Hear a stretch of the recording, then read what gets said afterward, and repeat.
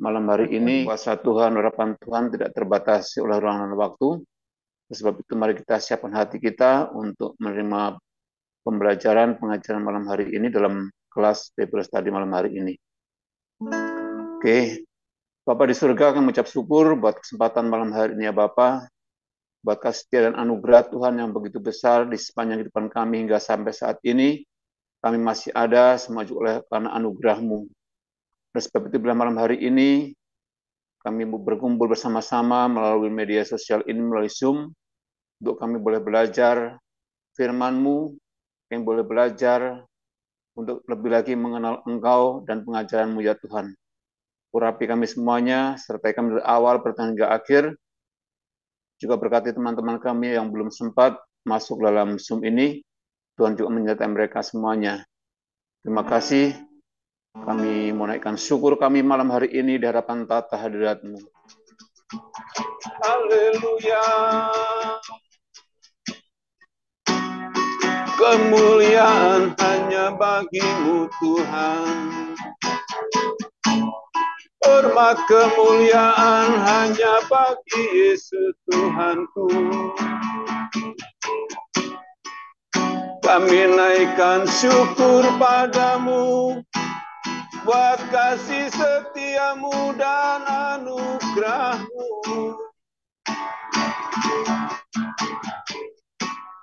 Kami bawa pujian syukur kami. Kami sembah sujud kepadamu. Kami sembah pujian bagi-Mu Tuhan. Sebab hanya Kau yang layak terima semuanya. Kami naikkan syukur buat kebaikan-Mu dan kasih setia-Mu. Buat penyertaan-Mu dan segala pertolongan-Mu yang begitu ajaib. Sungguh tiada Allah yang seperti Engkau. Tiada Tuhan yang seperti-Mu. Begitu besar kasih setia-Mu. Sungguh nyata di hidup kami. Haleluya. Ku mau sembah, ku mau tinggikan. Terima kasih ya Yesusku. Bagi-Mu hormat kemuliaan. Terima kasih Bapa.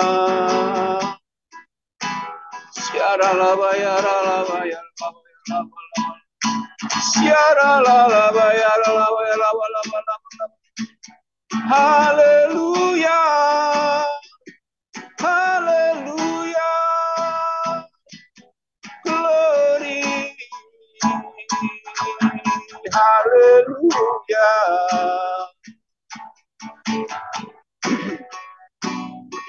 Terima kasih Tuhan buat hari yang Kau berikan, buat kesempatan bagi kami. Terima kasih Yesus. Terima kasih Roh Kudus, Engkau ajaib. Engkau besar, Engkau mulia, Engkau kudus, Engkau benar adanya. Terima kasih Tuhan. bagimu hormat kemuliaan. Siatakan nama ya ralaba ya raba ya. Siara laba ya ralaba ya ralaba ya raba laba laba laba laba. Haleluya. Siara laba ya ralaba ya raba.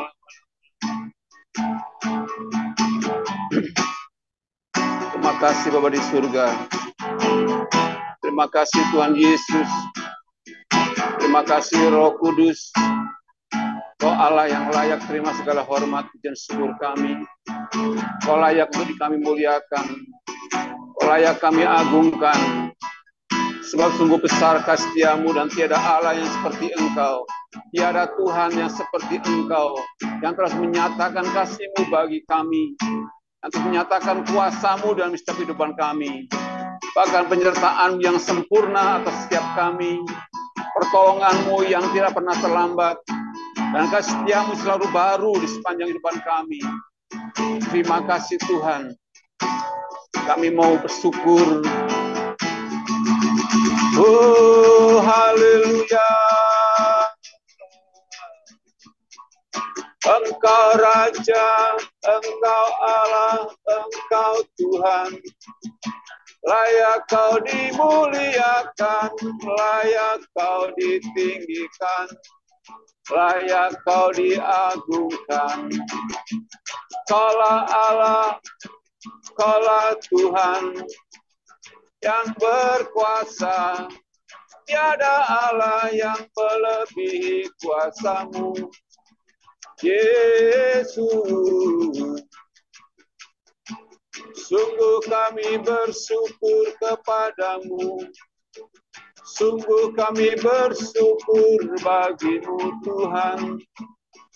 Terpujilah nama-Mu. Haleluya.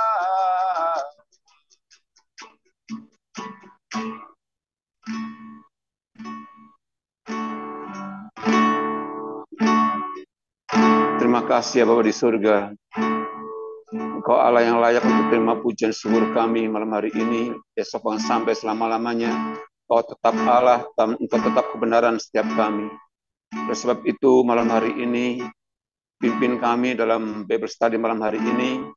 Urapi hamba-Mu, Pastor David yang menyampaikan kebenaran-Mu bagi kami semuanya. Urapi setiap kami, berikan kami hikmat pengertian, agar kami semakin hari semakin mengenal Yesus Kristus dan ajaran yang Kau terapkan untuk kami jalankan ya Tuhan Yesus. Terima kasih, kami bersyukur, kami siap untuk belajar di dalam nama Tuhan Yesus. Haleluya. Amin. Kami silakan Pastor David Chang. Oke, mari kita berdoa sekali lagi. Tuhan Yesus, terima kasih atas penyertaan-Mu, perlindungan-Mu, dan pemeliharaan-Mu terhadap kami sepanjang waktu kami di dunia ini. Dan puji telah memberikan kami Alkitab firman Tuhan, bukan saja untuk mengenal Engkau, tetapi juga membentengi kami dan mengajari kami agar kami tidak terpesona dengan guru-guru palsu. Karena itu Tuhan Yesus teruslah bekerja di dalam kami, agar kami semakin teguh di dalam Engkau sambil menantikan kedatangan-Mu kedua kali menjemput kami di awan-awan permai, sehingga kami bersatu dengan Engkau selama-lamanya. Jauhkanlah kami daripada yang jahat dan lepaskanlah kami dari percobaan, karena Engkaulah yang mempunyai kerajaan, kuasa, dan kemuliaan sampai selama-lamanya. Amin. Saudara, hari ini topiknya adalah pekerjaan-pekerjaan guru palsu. Ya, sebelumnya kita telah belajar ciri-ciri guru palsu. Ini lebih detail lagi, yaitu pekerjaan-pekerjaan guru palsu. Kita perlu belajar ini untuk mendeteksi guru-guru palsu. Nah, masih dalam pasal 2, ya. Oke, saudara. Jadi saya langsung aja. Pendahuluan. Petrus belum selesai dengan guru-guru palsu. Berbeda dengan sebagian orang percaya masa kini, saudara. Petrus itu sangat merasa terganggu dengan serbuan guru-guru palsu ke dalam gereja. Ia mengetahui bahwa pendekatan mereka itu tidak kentara. Namun ajaran mereka itu berakibat fatal bagi jemaat. Dan dia ingin memperingatkan gereja-gereja mengenai hal tersebut. Namun ingatlah bahwa Petrus membuka surat ini tentang pengajaran positif tentang keselamatan, pertumbuhan Kristen dan keterandalan firman Allah. Pelayanannya seimbang dan juga penting bagi kita untuk menjaga keseimbangan saat ini. Yaitu kita belajar tentang yang negatif, yang palsu. Ketika Charles Spurgeon memulai majalahnya, ia menamai The Sword and the Trowel, mengacu para pekerja di kitab Nehemia yang memegang pedang, yaitu firman Allah di satu, dan peralatan di tangan lainnya saat memperbaiki tembok Yerusalem. Saudara, pekerjaan gembala juga ada dua. Selain dia harus memberi makan jemaatnya firman Tuhan, tetapi dia juga harus mengusir serigala. Oke. Beberapa orang memiliki pelayanan murni negatif dan tidak pernah membangun apa-apa. Mereka terlalu sibuk mengatakan ini salah, ini salah, ini salah. Tetapi mereka tidak memberikan yang positif. Bagaimana untuk menumbuhkan jemaat. Mereka terlalu sibuk melawan musuh. Yang lain yang mengaku positif, namun mereka tidak pernah mempertahankan apa yang telah mereka bangun. Jadi Petrus tahu bahwa menyerang guru-guru palsu saja tidak cukup. Dia juga harus memberikan pengajaran yang solid kepada orang-orang percaya di gereja. Dalam bagian suratnya ini, Petrus mengutuk guru-guru palsu karena 3 pekerjaan-pekerjaan dosa yang dilakukan mereka. Saudara, yang pertama, mereka angkuh karena itu mereka mencintai diri sendiri. Yang kedua, mereka itu sensual dan karena itu mereka mencintai dunia dan kenikmatannya. Yang ketiga, mereka itu serakah dan karena itu mereka menolak jalan kebenaran. Inilah yang dilakukan guru-guru palsu. Kita baca firman Tuhan. Ya, saudara, ini agak sedikit seram tapi perlu kita tahu. 2 Petrus 2 ayat 9 sampai 16. Maka nyata bahwa Tuhan tahu menyelamatkan orang-orang saleh dari pencobaan dan tahu menyimpan orang-orang jahat untuk disiksa pada hari penghakiman. Nah, terutama ini adalah pekerjaan mereka yang menuruti hawa nafsunya karena ingin mencemarkan diri dan menghina pemerintahan Allah. Mereka begitu berani dan angkuh sehingga tidak segan-segan menghujat kemuliaan. Padahal malaikat-malaikat sendiri yang sekalipun lebih kuat dan lebih berkuasa daripada mereka tidak memakai kata-kata hujat. Kalau malaikat-malaikat menuntut hukuman atas mereka di hadapan Allah. Tetapi mereka itu sama dengan hewan yang tidak berakal. Sama dengan binatang yang hanya dilahirkan untuk ditangkap dan dimusnahkan. Mereka menghujat apa yang mereka tidak ketahui. Sehingga oleh perbuatan mereka yang jahat itu, mereka sendiri akan binasa seperti binatang liar. Dan akan mengalami nasib yang buruk sebagai upah kejahatan mereka. Mereka berfoya-foya pada siang hari, mereka anggap sebagai kenikmatan, mereka adalah kotoran dan noda, yang mabuk dalam hawa nafsu mereka kalau mereka duduk makan minum bersama-sama dengan kamu. Mata mereka penuh nafsu jinah, dan mereka tidak pernah jemu berbuat dosa. Mereka memikat orang-orang yang lemah, hati mereka telah terlatih dalam keserakahan. Mereka adalah orang-orang yang terkutuk. Oleh karena mereka telah meninggalkan jalan yang benar, maka tersesatlah mereka. Lalu mengikuti jalan Bileam, anak Beor, yang suka menerima upah untuk perbuatan-perbuatan yang jahat. Tetapi Bileam beroleh peringatan keras untuk kejahatannya, sebab keledai beban yang bisu berbicara dengan suara manusia dan mencegah kebebalan nabi itu. Saudara, pertama, pekerjaan guru palsu itu karena mereka angkuh, mereka mencintai diri sendiri. Gambaran di sini adalah tentang orang-orang angkuh yang mencoba membangun diri mereka sendiri, sementara mereka mencoba menjatuhkan orang lain. Mereka tidak menunjukkan rasa hormat terhadap otoritas dan tidak takut untuk menyerang dan mencemarkan nama baik orang-orang yang mempunyai jabatan di dalam gereja. Saudara, Tuhan telah menetapkan otoritas di dunia ini, dan ketika kita menolak otoritas, kita melawan Tuhan. Baca Roma 13. Orang tua harus mempunyai wewenang atas anak-anak mereka, dan majikan atas karyawannya. Dan sebagai warga negara, kita umat Kristen hendaknya berdoa bagi pemerintah, menunjukkan rasa hormat kepada pemerintah, dan berusaha memuliakan Allah melalui perilaku kita. Sebagai gereja, kita hendaknya menghormati mereka yang memiliki kekuasaan rohani atas kita dan berusaha membantu mereka dalam pelayanan mereka. Pemerintahan manusia di satu sisi merupakan anugerah Allah untuk membantu menjaga ketertiban di dunia. Sehingga apa? Jika pemerintah aman, gereja dapat menyampaikan firman dan memenangkan jiwa yang terhilang bagi Kristus. 1 Timotius 2 ayat 1-8. Kita harus berdoa setiap hari bagi mereka yang berwenang, agar mereka dapat menjalankan wewenang tersebut sesuai dengan kehendak Allah. Saudara, merupakan hal yang serius bagi seorang Kristen untuk menentang hukum. Dan dia harus yakin bahwa dia tidak berada dalam kehendak Tuhan ketika dia melakukannya. Ia juga harus melakukan dengan cara yang memuliakan Kristus sehingga orang-orang tidak bersalah, termasuk pegawai pemerintah yang belum diselamatkan, tidak menderita. Oke ya, jadi alasan mereka adalah mereka menghujat, mereka tidak takut otoritas, mereka berani karena mereka angkuh, mereka mencintai diri sendiri, dan alasan mereka menghujat adalah satu kata memberikan alasannya, yaitu daging. Sifat manusia yang bejat itu tidak mau tunduk pada otoritas apapun. Lakukanlah sesukamu adalah pesan yang mendesak dan banyak orang yang mengikutinya. Dalam beberapa tahun terakhir, terdapat epidemi buku-buku yang memotivasi orang untuk sukses, tetapi dengan cara apapun, bahkan sampai menyakiti atau mengintimidasi orang lain. Hal yang penting menurut buku-buku ini adalah menjaga diri sendiri yang pertama, dan menggunakan orang lain sebagai alat untuk mencapai tujuan egois mereka. Dan sifat ini adalah sifat manusia yang terjatuh yang mendorong kesombongan. Saudara, ketika ego dipertaruhkan, orang-orang murtad ini tidak akan berhenti untuk memajukan dan melindungi diri mereka sendiri. Sikap mereka akan sangat bertolak belakang dengan sikap Tuhan kita yang rela mengosongkan diri menjadi hamba dan kemudian mati sebagai kurban penebus dosa kita. Orang-orang yang Petrus gambarkan di sini adalah orang-orang lancang, yang berarti mereka itu sangat berani dalam cara mereka berbicara tentang orang-orang berkedudukan yang terhormat. Ada keberanian yang bersifat baik, yaitu untuk melindungi, menjaga, mempertahankan firman Tuhan. Namun ada juga keberanian yang bersifat setan. Orang-orang ini juga mementingkan diri sendiri, yang berarti mereka hidup hanya untuk menyenangkan diri mereka sendiri. Mereka sombong dan bahkan menentang Tuhan untuk mendapatkan apa yang mereka inginkan.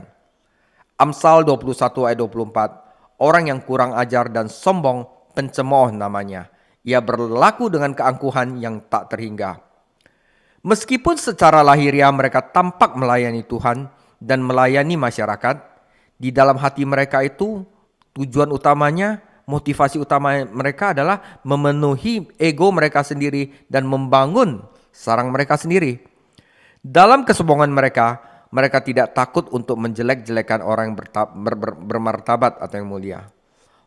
Walaupun yang dimaksud secara langsung mungkin adalah orang-orang yang ditinggikan, yang mempunyai kedudukan, yang mempunyai otoritas, malaikat mungkin juga dimaksud di sini.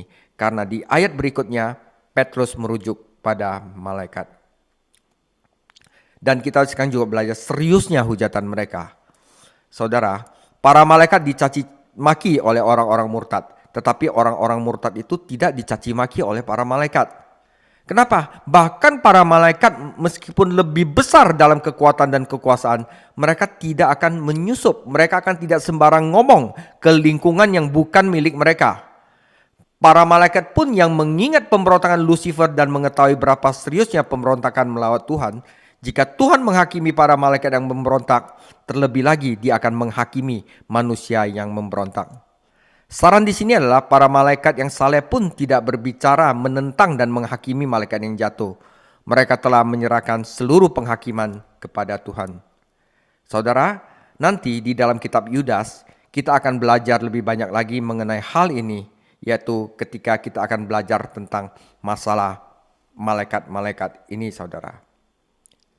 Berbicara jahat tentang orang lain adalah dosa besar, dan umat Tuhan harus menghindarinya. Kita mungkin tidak menghormati orang yang memegang jabatan, tapi kita harus menghormati jabatan tersebut. Karena semua otoritas adalah pemberian Tuhan. Mereka yang mencaci maki para penjabat pemerintah dalam nama Kristus hendaknya membaca dan merenungkan Titus 3 ayat 1. Ingatkanlah mereka supaya mereka tunduk pada pemerintah dan orang-orang berkuasa, taat dan siap untuk melakukan setiap pekerjaan baik. Janganlah mereka memfitnah, janganlah mereka bertengkar, hendaklah mereka selalu ramah dan bersikap lemah lembut terhadap semua orang. Ya saudara, nanti siapapun presidennya, ya kita boleh memilih presiden siapapun presidennya, siapapun gubernur kita tetap harus tunduk kepada mereka.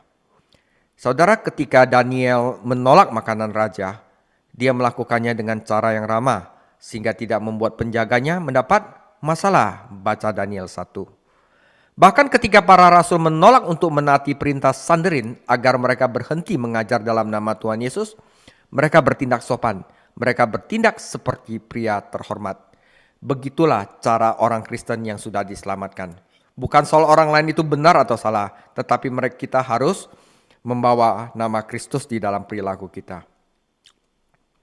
Mereka menghormati otoritas meskipun mereka tidak dapat menaati perintah. Saat daging bekerja, maka kesombongan akan masuk dan kemudian kita menggunakan lidah kita sebagai senjata, bukan alat.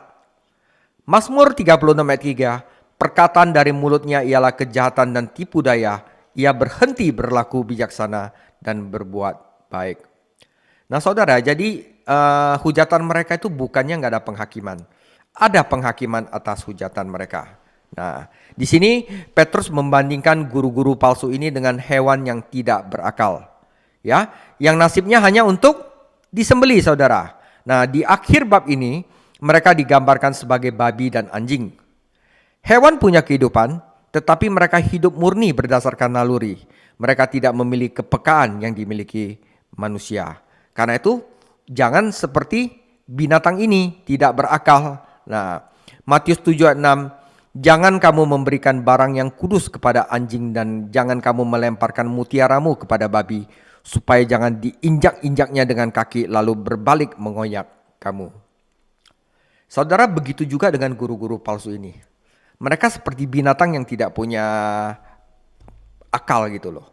Mereka membuat banyak keributan tentang hal-hal yang mereka tidak ketahui. Seandainya dia tahu bahwa Tuhan itu maha kuasa dan tidak bisa menentang dia, harusnya mereka tidak mengatakan demikian. Mereka tidak menguasai Alkitab secara penuh. Karena itu mereka berani, saudara. Jadi terjemahan secara harafiah dari 2 Petrus 2 ayat 12 mengatakan, mereka mengolok-ngolok hal-hal di luar pengalaman dan pengetahuan mereka sendiri. Dan juga dapat berbunyi seperti ini. Tetapi orang-orang ini menghujat dalam hal-hal yang tidak mereka mengerti. Jadi setiap kali murid-muridnya ribut di kelas, salah satu guru saya dulu sering berkata, tong kosong nyaring bunyinya. Dan itulah yang mereka lakukan. Sungguh menyedihkan ketika media berkonsentrasi pada lidah besar dari guru-guru palsu ini. Dan bukan suara halus Tuhan ketika dia melayani melalui guru sejati yang setia kepadanya. Media itu selalu pengajaran-pengajaran palsu itu jauh lebih banyak daripada pengajaran-pengajaran yang setia, saudara. Yang lebih menyedihkan lagi adalah ketika orang-orang tidak bersalah ini menjadi terpesona oleh kata-kata sia ini dan tidak dapat membedakan antara kebenaran dan kepalsuan. Kebenaran firman Tuhan membawa pada keselamatan, namun arogan guru-guru palsu hanya membawa pada hukuman. Yang kasihan adalah orang-orang terpesona. Mereka tidak mau diajar, mereka tidak mau mendengarkan firman Tuhan yang asli. Mereka itu telah disihir oleh guru-guru palsu sehingga mereka tidak dapat membedakan antara kebenaran dan kebohongan. Saudara, binatang ini ditakdirkan untuk dibinasakan. Ini adalah sebuah kebenaran yang sering Petrus sebutkan di dalam 2 Petrus 2. Ketika mereka berusaha, yaitu guru-guru palsu berusaha menghancurkan iman dari jemaat, sebenarnya mereka sendirilah yang akan dihancurkan. Mereka akan dirusak karena kerusakan mereka sendiri. Sifat mereka sendiri akan menyeret mereka ke dalam kebinasan, sama seperti babi ke dalam kubangan dan anjing ke dalam muntahannya. Ini kasar sekali, saudara. 2 Petrus 2 ayat 22. Sayangnya, sebelum peristiwa itu terjadi, orang-orang ini telah melakukan banyak kerusakan moral dan spiritual, membawa orang-orang terpedaya, membawa orang-orang yang polos, yang masih jiwanya belum stabil, ikut mereka ke dalam kerusakan moral dan spiritual. Jadi kerusakan guru-guru palsu itu sadis, saudara. Pertama adalah ini, mereka angkuh dan mencintai diri mereka sendiri. Pekerjaan kedua mereka adalah sensual dan mencintai dunia, saudara. Jadi kata yang diterjemahkan keserakahan di sini mempunyai arti keserakahan sensual. Mereka juga mengandung gagasan kemewahan. Mereka mencintai dunia, mereka pengen hidup mewah. Tetapi di dalam kekotoran batin. Dengan mengorbankan orang-orang yang mendukung mereka. Orang-orang murtad ini menikmati hidupan mewah. Dalam masyarakat kita, ada orang-orang yang memohon dana untuk pelayanan mereka. Namun mereka sebenarnya tetap tinggal di rumah mahal, mengendarai mobil mewah, mengenai pakaian mahal. Ketika kita mengingat bahwa Yesus menjadi miskin untuk membuat kita kaya, saudara, gaya hidup mereka yang norak sepertinya itu tidak sejalan dengan kekristenan perjanjian baru. Ya, kita itu walaupun ada duit pun kita harus hidup dengan sederhana, tidak menonjolkan kemewahan kita kepada orang lain. Itu tidak sejalan, saudara. Mereka tidak hanya menipu orang lain, tetapi bahkan mereka menipu diri mereka sendiri. Mereka bisa membuktikan dari Alkitab bahwa gaya hidup mereka benar. Wah, karena mereka itu diberkati Tuhan, ya kan? Mereka pakai cara itu. Pada zaman dahulu, saudara-saudara, orang-orang itu hanya berani bersukaria di malam hari, pesta, mabuk, dugem di malam hari. Namun, orang-orang ini berani bersukaria di siang hari. Begitu yakinnya mereka akan praktek mereka, sehingga mereka berani bahkan untuk memperlihatkan kepada orang lain.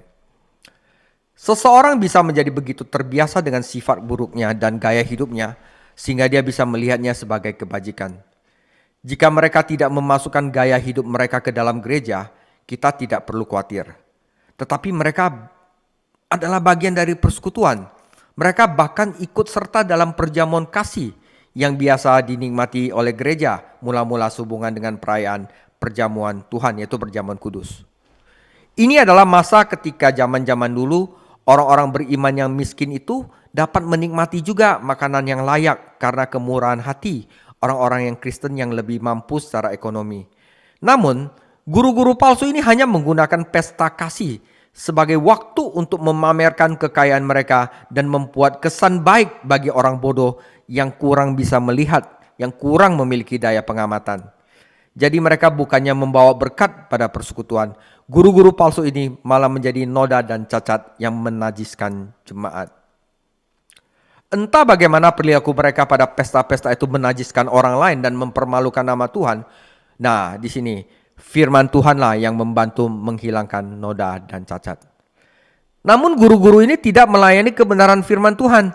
Karena itu mereka memutarbalikkan kitab suci agar sesuai dengan keinginan mereka. Kekotoran batin yang tidak disadari ini adalah hal yang mematikan. Orang-orang Farisi juga bersalah karenanya. Doktrin yang salah pasti akan mengarah pada kehidupan yang salah. Dan kehidupan yang salah kemudian mendorong doktrin yang salah. Jadi disesuaikan dengan apa yang mereka suka. Guru-guru palsu itu harus menyesuaikan, harus dipoles-poles ya. Jadi dia tidak mengajarkan secara murni. Mereka harus menyesuaikan firman Tuhan atau mengubah cara hidupnya. Tetapi guru-guru palsu itu tidak akan mengubah gaya hidupnya. Jadi karena itu dia harus mengubah firman Tuhan.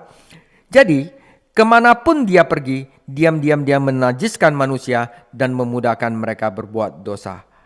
Adalah mungkin untuk pergi ke gereja dan menjadi najis, saudara. Tentu saja gereja kita perlu menjalankan otoritas dan menerapkan disiplin. Kasih Kristen itu tidak berarti bahwa kita harus menoleransi setiap doktrin palsu dan setiap apa yang disebut gaya hidup. Alkitab menjelaskan dengan jelas bahwa ada hal yang benar, ada pula hal yang salah. Tidak ada umat Kristen yang keyakinan dan perilakunya yang berulang-ulang bertentangan dengan firman Tuhan. Sebenarnya itu tidak boleh ikut ambil bagian dalam perjamuan Tuhan atau melakukan pelayanan rohani di gereja. Karena pengaruh pencemarannya mungkin tidak langsung terlihat, namun pada akhirnya akan menimbulkan masalah serius di gereja. 2 Petrus 2:14 memperjelas bahwa orang-orang murtad menghadiri pertemuan gereja karena ada dua alasan. Pertama, untuk memuaskan nafsu mereka sendiri. Kedua, untuk menjaring orang-orang yang berpindah agama dari agama lain demi tujuan mereka. Nah, mereka tetap membuka mata, mencari perempuan longgar yang masih tidak stabil, saudara, yang mereka bisa bujuk ke dalam dosa. Anda mungkin tahu apa maksud saya ya. Paulus memperingatkan tentang orang-orang murtad serupa yang menyusup ke dalam rumah-rumah dan membawa perempuan-perempuan bodoh yang tertawan penuh dengan dosa dan dibawa pergi dengan berbagai nafsu. 2 Timotius 3 ayat 6. Lebih dari satu pelayanan telah menggunakan agama sebagai kedok untuk menutupi nafsunya sendiri. Saudara, ini saya lebih detail, jadi ya harus saya katakan. Beberapa perempuan khususnya rentan dalam sesi konseling, saudara. Ya, dan guru-guru palsu itu mengambil keuntungan dari mereka. Karena itu saudara, sesi konseling itu tidak boleh lawan jenis. Kecuali ditemani oleh suami atau istrinya. Bahaya sekali. Memuaskan nafsu mereka adalah ambisi utama para guru palsu. Mereka tidak bisa berhenti berbuat dosa. Kata kerjanya menyiratkan mereka tidak dapat berhenti. Kenapa tidak dapat berhenti? Karena mereka dalam perbudakan. 2 Petrus 2 ayat 18-19. Guru-guru palsu menganggap diri mereka merdeka, namun mereka berada dalam perbudakan yang paling mengerikan. Apapun yang mereka sentuh, mereka najiskan. Siapapun yang mereka minta, mereka akan memperbudak. Memikat jiwa-jiwa yang belum stabil. Ya, perempuan-perempuan yang masih dalam, bagaimana ya, galau atau itu. Ya, itu seperti menampilkan gambaran seorang nelayan yang sedang memancing kail atau seorang pemburu yang sedang memasang perangkap.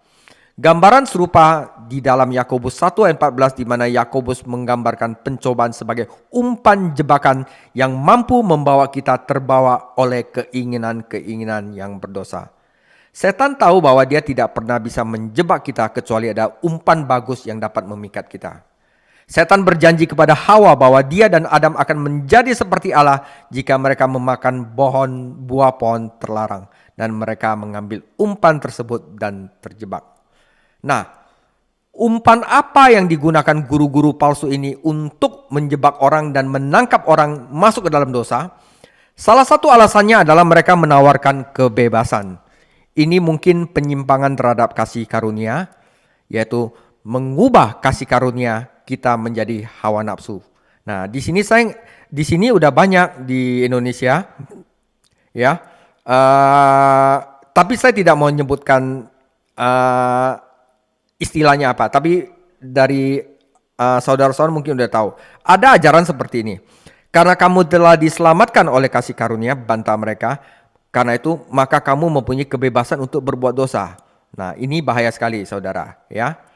Semakin banyak Anda berbuat dosa katanya, semakin banyak kasih karunia yang Tuhan Anda alami. Nah, di sini makanya Paulus menjawab argumen-argumen palsu mereka ini dalam Roma 6. Roma 6 ini penting sekali, sebuah bagian dari kitab suci harus dikuasai oleh setiap orang percaya. Saudara, selain kebebasan, umpan mereka adalah memancing mereka dengan jebakan kepuasan. Ini adalah salah satu kata kunci dalam generasi kita. Sejalan dengan lakukanlah hal Anda sendiri. Jalanilah keinginan Anda sendiri. Jika Anda rasa Anda suka, jalani aja. Nah itu. Mereka berkata, kehidupan Kristen yang ditawarkan gereja itu udah kuno. Dan udah ketinggalan zaman. Sekarang kita mempunyai gaya hidup baru untuk membuat Anda merasa puas. Dan membantu Anda menemukan jati diri Anda. Sayangnya saudara, kita juga ada firman Tuhan yang sekarang ajarin kita. Seperti yang dilakukan anak hilang.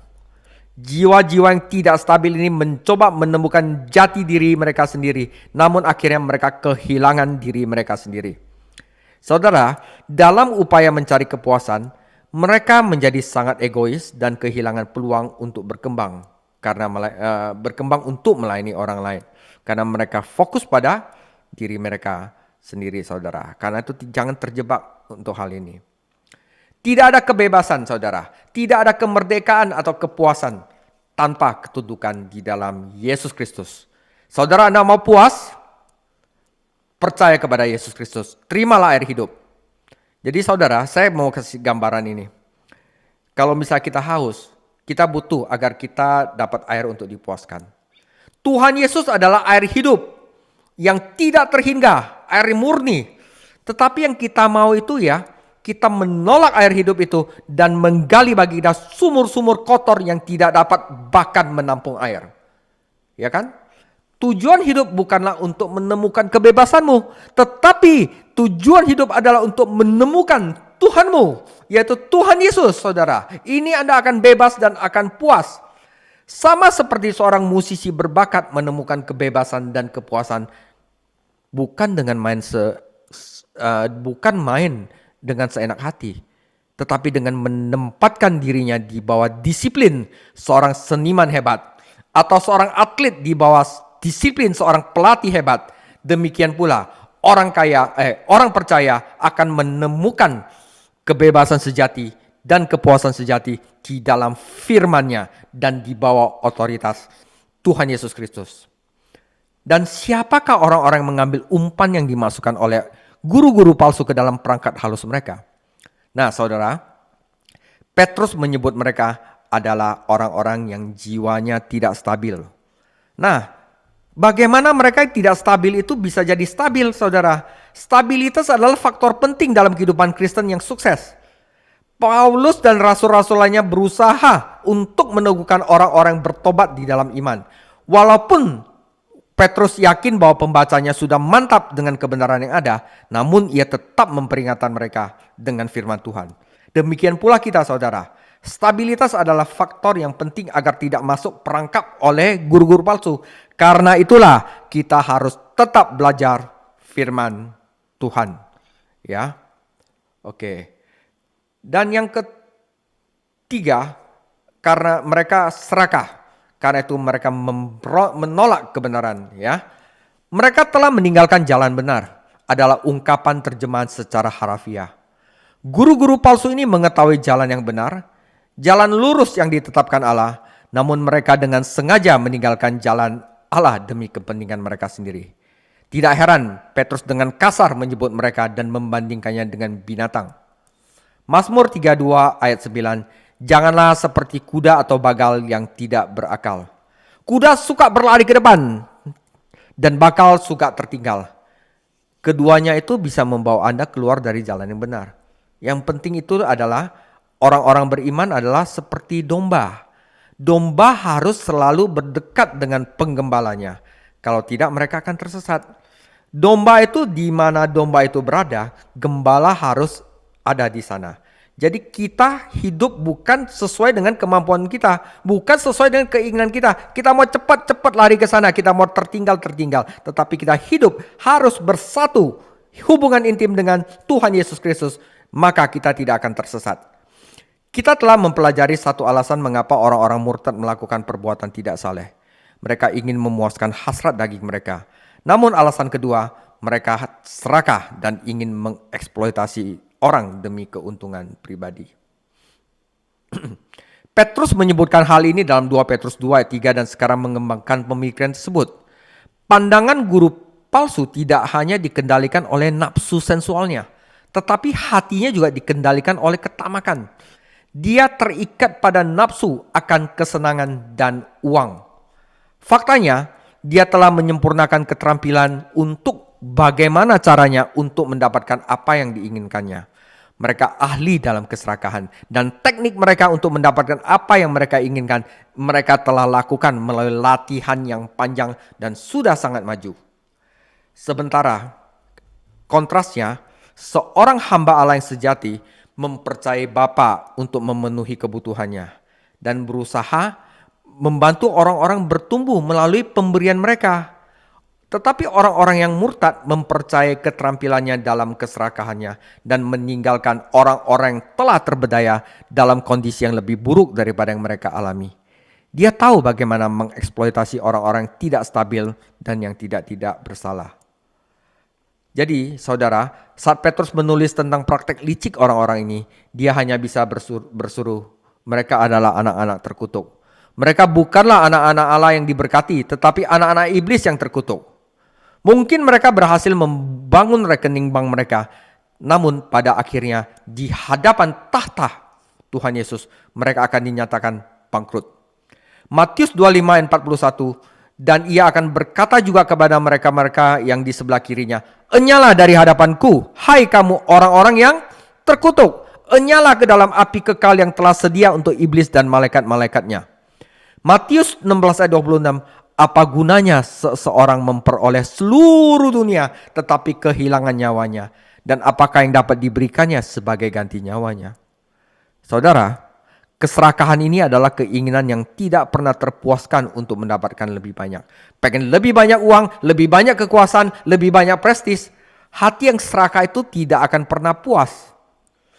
Hal ini menjelaskan mengapa dikatakan cinta akan uang adalah akar dari segala kejahatan. 1 Timotius 6 ayat 10. Karena ketika seorang menginginkan lebih banyak uang, ia akan melakukan dosa apapun untuk memuaskan keinginannya. Dia telah melanggar 2 perintah pertama dari 10 perintah Allah. Jangan ada Allah di hadapanmu, ya kan? Janganlah engkau menyembah segala sesuatu yang ada di langit, bumi dan dalam bentuk apapun. Ya. Dan karena uang sudah menjadi Tuhan dan berhalanya, dia telah melanggar 2 perintah Tuhan. Maka itu merupakan langkah sederhana untuk menghancurkan orang lain. Dia akan istilahnya melakukan dosa-dosa lainnya. Dengan dia ada uang sebagai Tuhan, dia akan mencuri, dia akan berbohong, dia akan berzina, dia akan menyebut nama Tuhan sembarangan dan sebagainya. Tidak heran Yesus memperingatkan dalam Lukas 12 ayat 15. Katanya lagi kepada mereka, berjaga-jagalah dan waspadalah terhadap segala ketamakan. Sebab walaupun seorang berlimpah-limpah hartanya, hidupnya tidaklah tergantung pada kekayaannya itu. Nah, saudara, saya berikan satu contoh. Saya pernah membaca bahwa masyarakat di Afrika Utara telah menemukan cara cerdas untuk menangkap monyet. Mereka membuat lubang di dalam labu yang besar, yang cukup besar yang dapat menampung kaki monyet. Namun kemudian ia mengisi labu tersebut dengan kacang dan mengikatnya ke pohon. Pada malam hari, monyet merogoh labu untuk mengambil kacang, namun ternyata dia tidak bisa menarik kakinya keluar dari labu. Tentu saja dia bisa melepas kacangnya dan melarikannya diri dengan mudah. Tetapi dia tidak ingin kehilangan kacangnya. Dia akhirnya ditangkap karena apa? Keserakahannya. Saudara, contoh ini saya berikan gini. Mungkin kita bisa menertawakan kebodohan monyet semacam ini. Kebodohan semacam ini yang terjadi pada binatang yang bodoh. Namun tentunya hal ini tidak akan terjadi pada manusia yang diciptakan menurut gambar Allah. Namun hal ini pun terjadi kepada manusia setiap hari. Udah tahu keserakahan itu membawa malapetaka, tetapi tetap aja dia tidak bisa melepaskan keserakahan. Petrus mengetahui kitab suci Perjanjian Lama, dia telah menggunakan Nuh dan Lot untuk mengilustrasikan perkataannya dalam 2 Petrus 2 ayat 15 ayat 16. Nah, di sini dia akan pakai contoh Nabi Bileam. Kisah Bileam terdapat di Bilangan 22 sampai 24, jadi luangkan waktu sekarang nanti untuk membacanya. Bileam adalah tokoh misterius, seorang nabi bukan Yahudi yang mencoba mengutuk orang Yahudi. Balak, raja orang Moab, itu takut terhadap Israel, jadi dia meminta bantuan Bileam. Bileam tahu bahwa bekerja sama dengan Balak adalah tindakan yang salah. Namun, karena hatinya itu serakah, dia menginginkan uang serta kehormatan yang dijanjikan Balak kepadanya. Bileam mengetahui kebenaran Tuhan dan kehendak Tuhan. Namun dia sengaja meninggalkan jalan yang benar dan tersesat. Dia adalah gambaran sempurna tentang guru-guru palsu sekarang dalam praktek keserakahan mereka. Sejak awal Tuhan sudah menyuruh Bileam untuk tidak membantu Balak. Namun pada awalnya Bileam menurut dan menyuruh utusan itu pulang. Namun ketika Balak datang lagi, mengirim lebih banyak pangeran, menjanjikan lebih banyak uang dan kehormatan, Bileam memutuskan untuk berdoa lagi dan mempertimbangkan kembali masalah tersebut. Berdoa lagi itu dalam tanda kutip, saudara. Kedua kalinya Tuhan menguji Bileam dan mengizinkan dia pergi bersama-sama dengan para pangeran. Ini bukanlah kehendak langsung Tuhan. Ini adalah kehendaknya yang pesimis yang dirancang untuk melihat apa yang akan dilakukan Bileam. Dengan kata lain, Bileam lagi diuji Tuhan. Apakah masih serakah? Tapi karena keserakahan Bileam memanfaatkan kesempatan itu. Namun ketika dia mulai tersesat, Tuhan menegur lagi nabi yang tidak taat itu. Melalui apa? Melalui mulut keledainya. Betapa menakjubkannya binatang-binatang menaati Allah meskipun tuannya itu tidak menaatinya. Tuhan mengizinkan Bileam untuk mendirikan mezbahnya dan mempersembahkan korbannya. Namun Tuhan tidak mengizinkan dia mengutuk Israel. Sebaliknya, Allah mengubah kutukan Bileam menjadi berkat. Itu baca di Ulangan 23. Bileam tidak bisa mengutuk Israel, tetapi dia akhirnya apa? Memberitahu Balak bagaimana cara mengalahkan Israel. Jadi pengkhianat saudara. Yang harus dilakukan orang-orang Moab adalah tinggal mengundang orang-orang Yahudi untuk menjadi tetangga yang bersahabat dan ikut serta dalam pesta pagan, pesta seks mereka. Jadi dia tahu bahwa itu Tuhan tidak senang, pasti dia menghancurkan Israel. Jadi dia seperti guru-guru palsu mereka lakukan itu. Jadi bukannya mempertahankan posisinya yang terpisah sebagai umat Allah, Israel malah berkompromi dan bergabung dengan pesta pora najis bangsa Moab.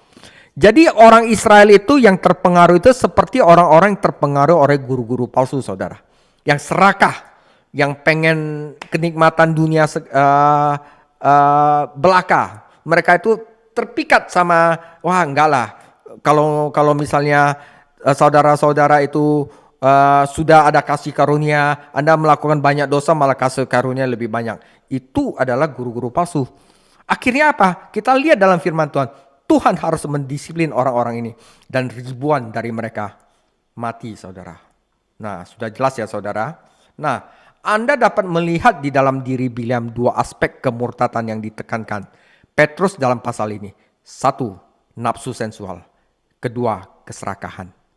Dia mencintai uang dan dia memimpin Israel dalam dosa yang penuh nafsu. Dia adalah orang yang bisa menerima pesan Tuhan. Namun dia menyesatkan manusia dari Tuhan. Itu adalah nabi-nabi palsu zaman dulu. Jadi saat Anda membaca perkataannya, Anda pasti terkesan dengan kefasihannya di berbicara. Namun ia tidak sengaja tidak menaati Tuhan. Bileam kadang-kadang kalau misalnya sudah tertegur dia bilang, aku telah berbuat dosa. Namun pengakuannya tidak tulus. Dia bahkan berdoa, biarlah aku mati sebagai orang benar. Namun dia tidak ingin menjalankan kehidupannya dengan benar. Karena Bileam menasihati Balak untuk merayu Israel, akhirnya Tuhan juga turun tangan. Tuhan mengatur agar Bileam diadili. Dia dibunuh dengan pedang ketika Israel mengalahkan bangsa Midian. Ini cerita yang bagus saudara. Untuk agar kita tidak terpengaruh oleh guru-guru palsu seperti Bileam. Bilangan 31:8. Kita bertanya-tanya, siapa yang menerima semua kekayaan yang diperoleh melalui cara-cara liciknya? Petrus menyebut upahnya sebagai upah kejahatan. Saudara, frasa ini mengingatkan kita bahwa orang-orang berpura-pura lainnya. Seperti apa? Yudas. Demi uang, serakah 30 tael keping emas. Yang menerima upah kejahatan itu juga mati. Juga binasa karena malu. Kita akan membahas lebih banyak tentang Bileam ketika kita nanti belajari kitab Yudas. Ya, nanti kita akan belajar kitab Yudas setelah kita pelajari kitab 1, 2, 3 Yohanes. Namun kita tidak boleh mengabaikan pelajaran utamanya. Dia adalah seorang pemberontak yang menentang kehendak Allah. Karena apa? Serakah. Seperti guru palsu yang digambarkan Petrus, Bileam tahu jalan yang benar, namun sengaja memilih yang jalan yang salah karena ingin menghasilkan uang. Dia terus bermain-main dengan kehendak Allah dan mencoba mendapatkan sudut pandang yang berbeda. Dia tentu saja mendapat karunia sejati dari Allah karena dia menyampaikan beberapa nubuat indah tentang Yesus. Namun dia menggunakan karunia itu, ya saudara, menggunakan karunia pengajaran itu untuk tujuan yang sia-sia. Bukan untuk menyelamatkan orang dari dosa, bukan untuk mengabarkan Tuhan Yesus, tetapi dia lakukan itu demi mendapatkan kemuliaan diri sendiri, sensualitas, dan kekayaan. Orang yang serakah memang mempunyai harga tersendiri. Dan bila hal itu ia terpenuhi, ia akan melakukan apa yang dia minta, bahkan memberontak melawan kehendak Tuhan. Petrus menyebut sikap ini sebagai kegilaan. Kata itu berarti menjadi gila, kehilangan akal. Saudara, sebagai hamba Tuhan, sebagai guru, sebagai pendeta, itu tidak boleh cinta uang saudara. Misalkan saya disuruh untuk membaptis seorang LGBT. David, kamu baptis LGBT. Setelah baptis, saya kasih kamu 1 miliar. Ya kan? Kalau saya serakah saudara, tinggal aja saya ambil 1 miliar, saya baptis, itu saya memohon ampun dari Tuhan. Tidak boleh begitu saudara. Saat itu saya udah menjadi orang yang lain lagi gitu loh. Seorang hamba Tuhan itu tidak boleh cinta uang. Kenapa? Karena jika kita ditawarkan oleh dunia uang, dan kita memilih uang daripada Tuhan, maka celakalah kita. Ya kan? Nah, saya misalnya ditawarin 1M, suruh misalnya untuk memberkati pernikahan orang LGBT, itu 1 miliar saya akan tolak, saudara. Saya nggak ada apa-apanya 1 miliar dibandingin Yesus Kristus. Namun Bileam mengira dia melakukan hal yang bijaksana. Lagi pula dia memanfaatkan situasi yang mungkin yang tidak akan terjadi lagi. Namun pemberontakan apapun terhadap Tuhan adalah orang gila dan hanya akan membawa tragedi. Ketika anak hilang sadar, dia menyadari betapa bodohnya dia. Petrus telah mengecam. Nah, ini adalah penutup, saudara. Saya ininya belum tulis. Ini penutup. Petrus telah mengecam 3 pekerjaan-pekerjaan dan dosa guru-guru palsu. Angkuh, sensual, serakah. Semua dosa ini muncul dari kesombongan dan keinginan egois. Hamba Allah yang sejati adalah orang yang rendah hati dan berusaha untuk melayani orang lain. Lihat perbedaannya dalam Filipi 2 ayat 20 sampai 21. Hamba Tuhan yang sejati tidak memikirkan pujian, tidak memikirkan bayaran, karena ia melayani Tuhan dengan hati yang penuh kasih dan taat. Dia menghormati Tuhan dan otoritas yang Tuhan tetapkan di dunia ini. Singkatnya, hamba Allah yang sejati harus mempunyai pola diri yang serupa dengan Yesus Kristus. Di hari-hari terakhir ini, saudara, akan banyak sekali guru-guru palsu yang memohon dukungan. Mereka berbakat dan berpengalaman dalam menipu orang dan mendapatkan uang mereka. Penting bagi umat Tuhan untuk diteguhkan dalam kebenaran, agar mereka mengetahui cara mendeteksi ketika kitab suci diputarbalikkan dan manusia dieksploitasi. Saudara, tidak semua penipuan keagamaan ini ditemukan dan dihentikan. Namun, saudara, Tuhan ini akan menangani semuanya. Jadi apapun yang mereka lakukan, itu akan direkam di dalam bukunya Tuhan. Dan akan diperlihatkan kepada mereka pada hari penghakiman.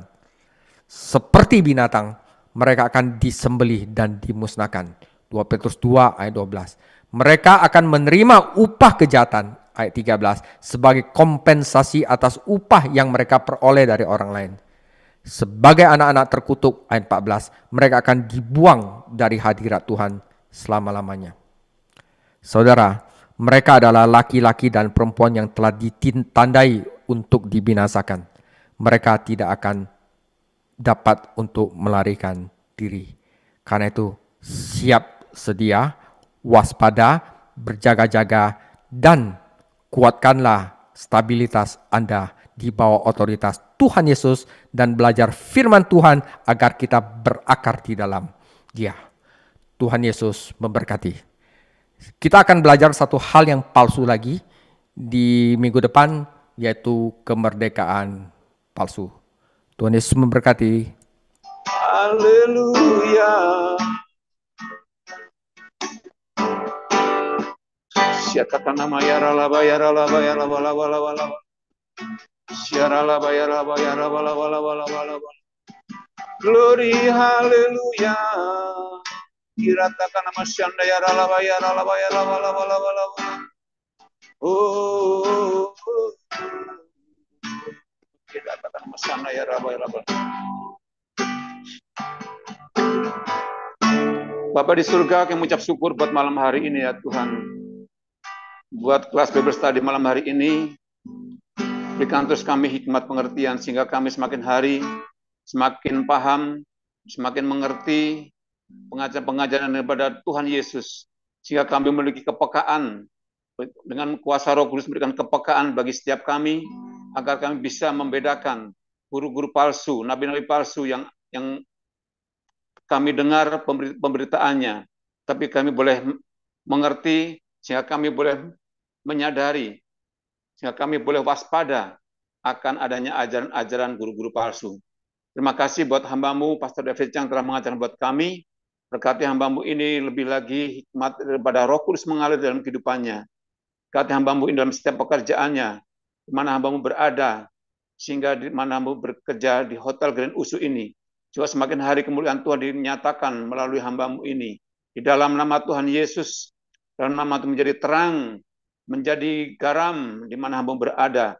sehingga tempat di mana hamba berada, semua ada kemuliaan Tuhan dinyatakan di situ. Juga sebagai kepala rumah tangga, ajarkan terus Tuhan hamba-Mu ini, itu semakin hari mengajarkan buat keluarga juga semakin hari semakin datang kepada Tuhan dan semakin mengerti akan firman Tuhan. Terima kasih berkati hamba-Mu, kami serahkan semuanya dalam tangan kasih kuasa-Mu. Kami juga berdoa buat gembala kami, Pak Min, sebagai gembala kami, GPI Tanah Abang ini, berkati hamba-Mu ya Bapa, dimanapun hamba berada, saat ini biarlah kiranya tangan kasih kuasa mengurapi hamba-Mu ini, sehingga tidak kurang satu apapun, kelimpahan demi kelimpahan menjadi bagian kehidupannya.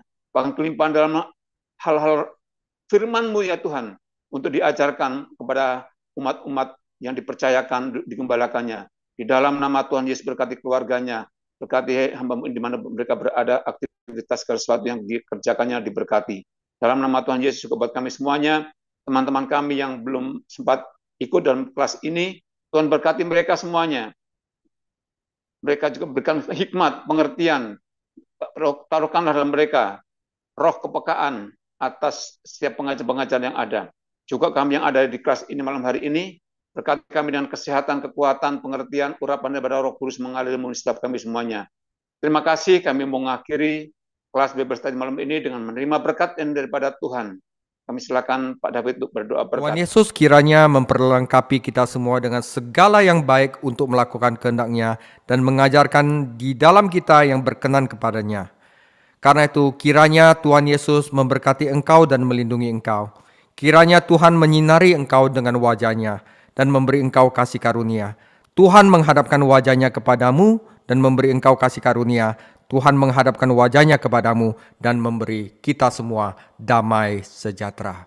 Yang percaya sama katakan amin. Amin.